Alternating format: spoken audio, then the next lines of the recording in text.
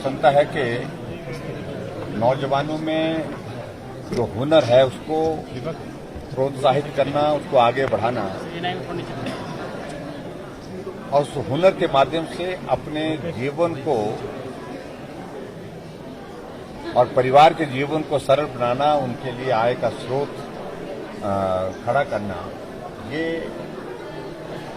Skill department की ओर से बहुत बेहतरीन ढंग से पूरे देश भर में और देश के साथ साथ प्रदेश भर में HPKVN की सारी टीम को मैं बहुत बधाई देता हूं कि हिमाचल प्रदेश में आज हम देख रहे थे तो बच्चों को हमने ट्रेनिंग दी है, लगभग 18,000 से ज्यादा बच्चों को ट्रेनिंग दी है और उसमें से लगभग 6,000 के करीब बच्चों को प्लेसमेंट उसमें मिली। ऐसे बच्चे को फाइनेंशियली बहुत लंबे समय तक पढ़ाई नहीं कर पाते हैं, उनकी पारिवारिक परिस्थिति इस प्रकार की है।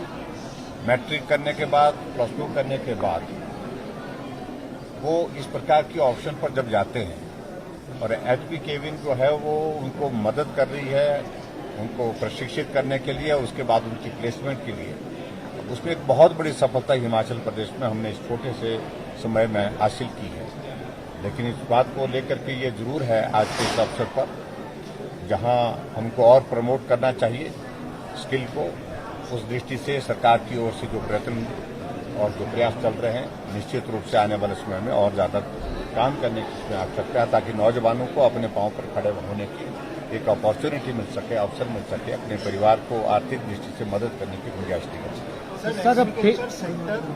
एनवायरमेंट सेक्टर और इसके अलावा प्रधानमंत्री का भी कौशल विकास निगम के आइडियाज को भी जोड़ना है सरकार के। तो निश्चित रूप से देखिए, मैंने इस बात को कहा कि ड्रोन तो बहुत बड़ा आने वाले समय में मुझे लगता है कि एक फील्ड में नहीं, बहुत सारी फील्ड में अपना कॉन्ट्रीब्यूशन देगा, बहुत बड़ा कॉन्ट्रीब्यूट करेगा और इसलिए आदरणीय प्रधानमंत्री जी ने इस टेक्नोलॉजी, ड्रोन टेक्नोलॉजी को बहुत तेजी से आगे बढ़ाने के लिए आग्रह किया है। सभी मुख्यमंत्रियों से भी आग्रह किया, सभी प्रदेशों से भी आग्रह किया है और मुझे इस बात के लिए विशेष तौर से प्रसन्नता कि हिमाचल प्रदेश में हमने, Himachal is the first state जिसने ड्रोन पॉलिसी जो अपनी लेकर के जो है वो प्रस्तुत कर दी, बना करके तैयार कर दी और इसके लिए हमारी पूरी टीम को भी बधाई देता हूं। और इसके साथ जहां एग्रीकल्चर सेक्टर है और उसके बाद एनवायरमेंट है, ये सारी चीजें टेक्नोलॉजी के साथ बेहतर ढंग से हम कैसे आने वाले समय में कर सकते हैं, इन सारी चीजों को तो प्रधानमंत्री जी का फोकस है। फोकस के आधार पर मैं कह सकता हूं कि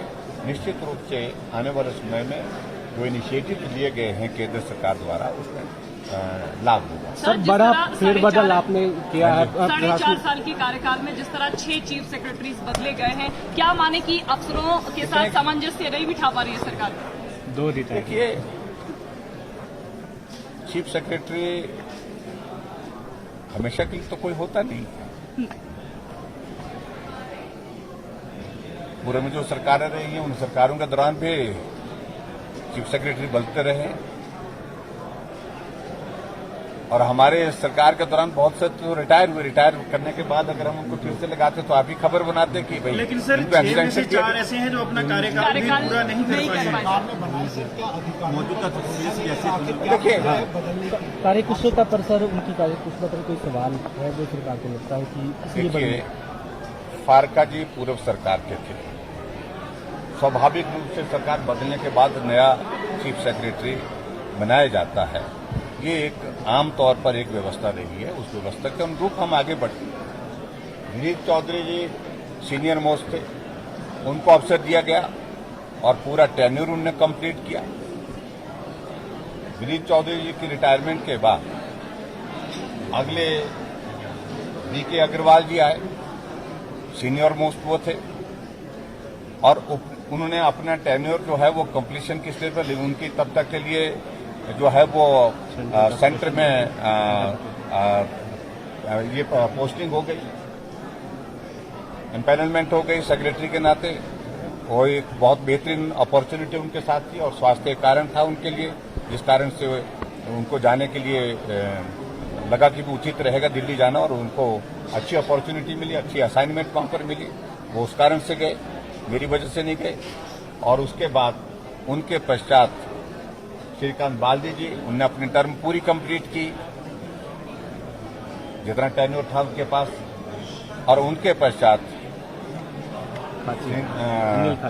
अनिल खाची सीनियर मोस्ट थे, हिमाचल के अधिकारी थे, उन्होंने अपना कार्यकाल शुरू किया। उनके साथ बहुत अच्छा हमने काम किया और काम करने के बाद एक अपॉर्चुनिटी बीच में आई जिसमें उनके लिए बहुत बेहतरीन अपॉर्चुनिटी आने वाले समय के लिए थी, लंबे समय के लिए थी। और वो आज हिमाचल प्रदेश के स्टेट इलेक्शन कमिश्नर हैं, आपकी जानकारी के लिए। और किसी को परेशानी नहीं होनी चाहिए, मुझे तो लगता है बिल्कुल भी नहीं होनी चाहिए, आपको तो बिल्कुल ही नहीं होनी चाहिए। सर, आप अच्छा, फिर उसके बाद सुनिए मेरी बात सुन लीजिए पहले। अच्छा, उनके पश्चात सीनियर मोस्ट में राम सुभाग जी थे। राम सुभाग जी ने अपना काम अच्छी तरह से किया है। और अभी फिलहाल जो है उनके बारे में आने वाले समय में क्या होगा वो सारी चीज को लेकर के वो अगला विषय है।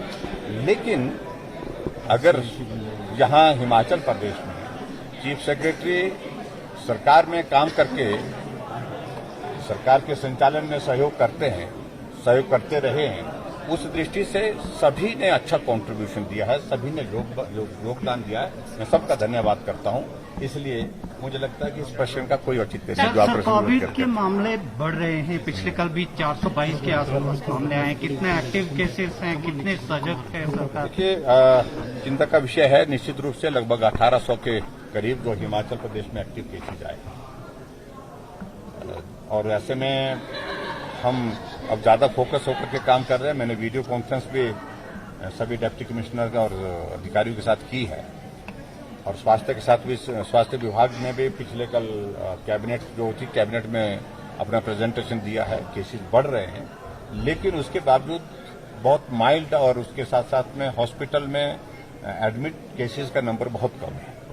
तो कोमॉर्बिडिटीज वाले थोड़े से केसेज हैं, 6-7 केसेज का जिक्र कर रहे थे। लेकिन फिर भी उसके बावजूद हमको सावधानी के साथ काम करने की आवश्यकता होगी आने वाले समय में, क्योंकि नंबर तेजी से बढ़ा। रिस्ट्रिक्शंस बढ़ सकती हैं। अभी तो हम थोड़ा इस सारी चीज का हमने कहा कि जो क्लस्टर कहीं कुछ जगह बन रहे हैं उस पर ज्यादा फोकस के साथ काम करें, ताकि स्प्रेड को हम रिस्ट्रिक्ट कर सकें।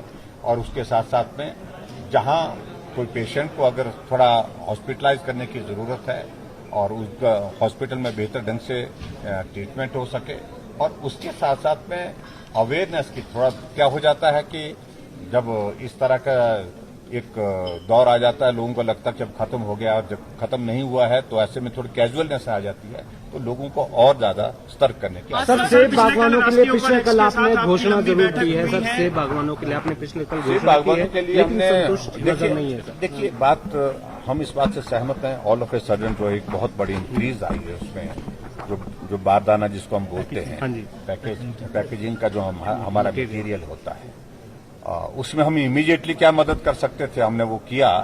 एक तो हमने यही कहा कि जो वैट 12 से 18% हुआ है, जो हमारा नहीं, वो केंद्र सरकार के साथ जुड़ा विषय है, तो उसमें हमारे हाथ में अधिकार नहीं। लेकिन हमने कहा कि जो 6% बढ़ा है उसकी भरपाई हम करेंगे, स्टेट की ओर से करेंगे। और उसका एक मैकेनिज्म डेवलप करने के लिए हमने बोला कि एचपीएमसी के माध्यम से जो पैकेजिंग का जो मटेरियल है जो है वो सारा उनके माध्यम से परचेज किए जाए, और ठीक तरह से पारदर्शिता के साथ जो है जिसमें हम उसमें जो बिलिंग के हिसाब से जो है उसमें मदद करने के लिए तैयार है। पिछले कल क्या सरकार मानती है कि गुम्मा में एआईपीएल का जो पहले पैकेज इंडस्ट्री लगा था उसको बंद कर देना बागवानों के लिए घातक साबित हो रहा है? क्या सरकार आगे कोई ऐसी मंशा रखती है कि पैकेजिंग? देखो, इन सारी चीजों पर सोचने की आवश्यकता रहेगी, लेकिन मैं इस पर कुछ ज्यादा टिप्पणी नहीं करना चाहता। थैंक यू, बहुत धन्यवाद। सर ऑफ द रिकॉर्ड बता दो सर, रामचंद्र से नाराजगी थी, 4 घंटे हो गया खड़े खड़े कमर टूट गया।